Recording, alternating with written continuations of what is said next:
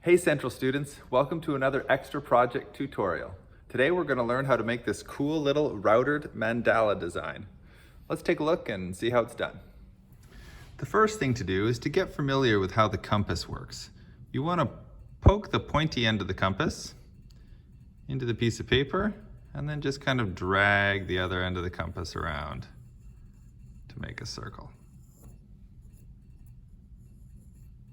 Just like that. Practice that a few times and then move on to your piece of wood. Now, in order to set up your piece of wood, the first thing to do is to find the center by doing our handy corner to corner method. You don't need to draw a line all the way across, just kind of draw it across the middle and then do the opposite diagonal. Make sure it's lined up right on the corners. And where that cross is, that's the center of the board. But we also want a vertical line as well in the center. So we are going to measure across. And we're going to put a little line about halfway across. And then we'll do one at the bottom as well.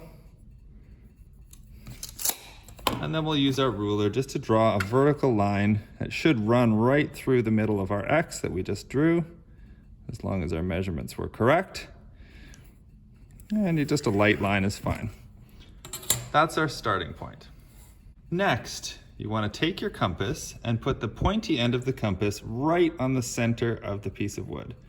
Dig it in a little ways so that it's not going to move, and then draw that first center circle. The next thing to do is to do a circle above. So you're going to stick the pointy end of the compass right where that circle joins the center line, and then you're going to draw a second circle, which should go right through that middle point that you've already found. Okay. You're then going to do the same thing below. You now have 3 circles stacked on top of each other, and you've created 4 new junction points here, here, here, and here. So we're going to use those as circle centers, and we're going to trace 4 new circles. Next, we're going to drill a little pilot hole right in the middle and at all our circle centers. It should be 7 holes altogether. So here,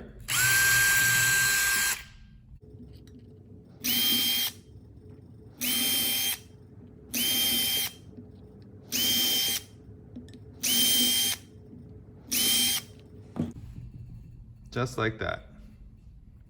The next step is to set yourself up with a bench dog at one of the tables. Put the dog into the bench, lift up the block at the far end, crank the vise tight until your piece isn't going to move at all. Then get the trimming router from Mr. Golder and we'll move on to the next step. The next thing you need to get is a small finishing nail and a pair of pliers. We're going to cut the head off of the nail so that there's about a little bit more than 1 centimeter, maybe 1.5 centimeters of nail left over. And we're going to use this nail to hammer into those little pilot holes that we drilled.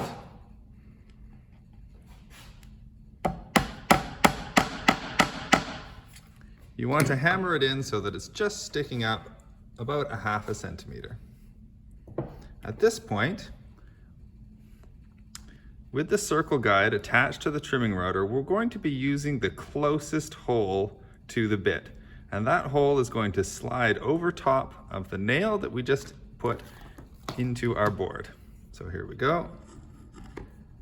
And we're in place. Ensure you have hearing protection and eye protection. And here we go for the first circle. Turn the router on.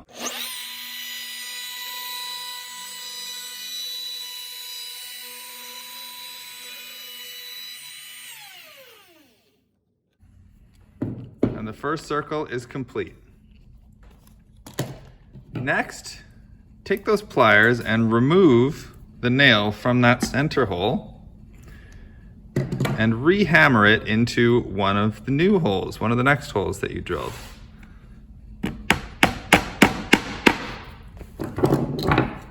Reset the router.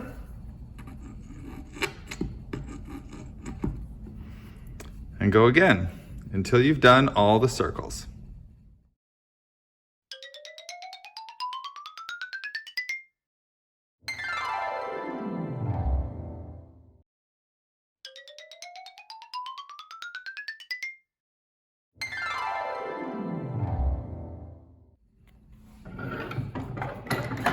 And now, take our nail out. Take an eraser, and you can go with an eraser and erase all the pencil lines that are left over. Okay. And you can either leave it like that, or you could very carefully take a paintbrush and paint inside all of the circles so that it would be a nice color. And you could even put a border around the outside if you like. There you go.